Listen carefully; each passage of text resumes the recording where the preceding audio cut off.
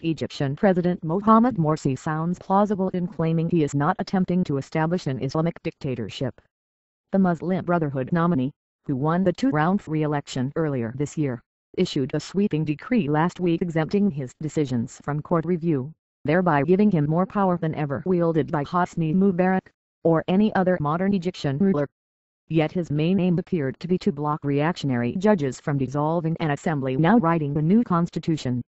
Having already dismissed a democratically elected parliament on a technicality, the Mubarak-appointed Supreme Court was threatening to derail the long-delayed transition to a new political system and, perhaps, to tip the country back toward chaos. Yet Mr. Morsi's reaction was a huge overreach, as he appeared to recognize Monday after a tumultuous weekend of demonstrations. After meeting with the Supreme Judicial Council, which oversees the justice system, the president was said to have agreed that his immunity would extend only to sovereign matters, a vague term that nevertheless implied a willingness to accept court checks on most government activities. Mr. Morsi's original decree says he will retain his exceptional powers only until a new constitution is approved and a new parliament elected, which could take until the middle of next year. That's not likely to be the end of the matter. If Mr. Morsi is not the Islamic Lenin of his opponents' imagining, neither is he or his party leading the country toward the full democracy they have promised. Having amassed more than two-thirds of the vote in the first elections after Egypt's 2011 revolution, the Muslim Brotherhood and more conservative Islamists dominate the Constitutional Assembly and have made little effort to compromise with opponents.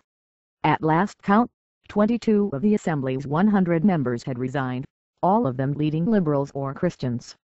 They say the Islamists are preparing a document that strengthens the role of Islamic law in Egypt's domestic legislation, weakens protections for women and opens the way to new restrictions on media freedom.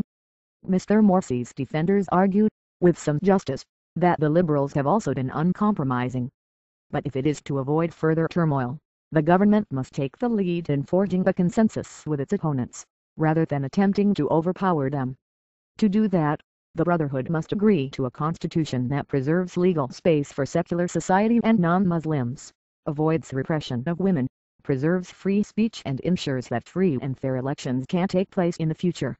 That is where the United States should come in. With a badly needed International Monetary Fund loan pending along with a bilateral debt forgiveness deal, the Obama administration has considerable leverage over the Morsi government. President Obama spoke to Mr. Morsi several times during last week's Gaza crisis, which ended with a ceasefire that the United States sought and Egypt helped broker.